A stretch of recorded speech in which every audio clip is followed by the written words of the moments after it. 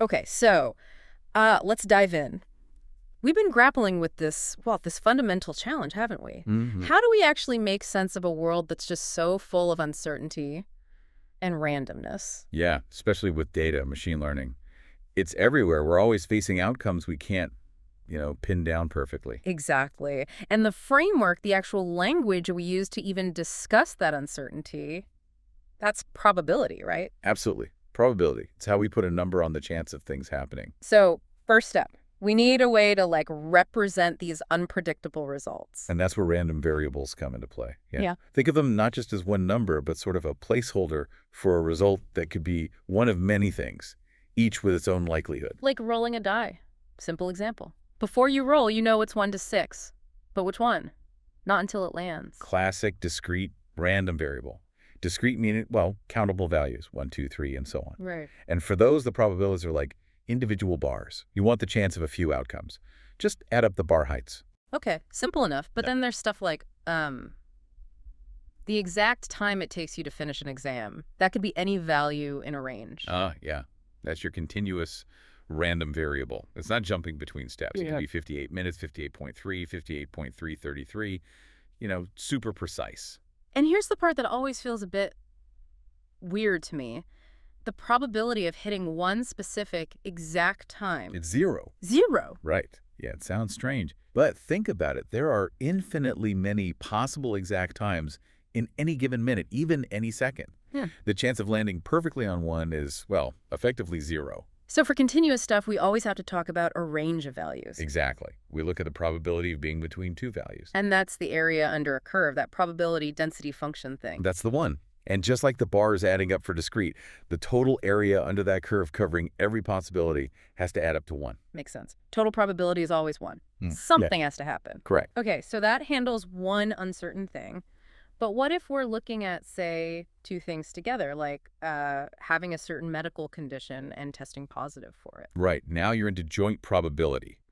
The chance that two things, X and Y, happen together gives you that combined picture. And if we have that joint view, that combination, but then we just want to know about one part. Mm-hmm. Like overall, what's the chance someone tests positive, never mind if they have the condition or not? That's marginalization. You're kind of summing out or integrating out the variable you don't care about at that moment, collapsing the view down. Okay. Which then leads us to maybe the most interesting bit, conditional probability. Oh, yeah, definitely. What if we find something out? Like, we know someone tested positive. How does that change the odds, the probability of them having the condition? This is so crucial, PXY. The probability of X, given that we know Y happened, it's how we update our beliefs based on new evidence. So back to the medical test. The probability of having the condition given a positive test. That's probably way different than just the baseline probability of having the condition. Totally different, usually. Knowing that test result fundamentally changes the calculation. You take the joint probability, the chance of both happening, and you basically scale it. You divide by the probability of the new info you have, the positive test. So it focuses the probability just on the world where the test was positive. Exactly. And this idea, updating probabilities with evidence, it's fundamental to how we learn from data. Think Bayes' rule, which we can maybe talk about another time. Okay. So beyond specific outcomes, how do we summarize? Like, what happens on average if you run this uncertain thing many, many times? That's the expected value. And it's not just a simple average, remember. It's a weighted average. Each outcome is weighted by how likely it is, by its probability. Like that coin toss game example. Yep. Win $5 on heads, lose $1 on tails, both 50-50. Mm. The expected value isn't $5 and negative $1. It's, half of $5 plus half of negative $1. So $2.50 minus $0.50. $2. Exactly $2. You never win exactly $2 on one flip, obviously, but play it thousands of times, and your average win per flip will get really close to $2. So it tells you the long-run average payoff. Super useful for decisions. Absolutely vital. And then one last piece. If expected value is the average, how do we measure the wobble, the spread around that average? That's variance. Yeah. Or often we use its square root, the standard deviation.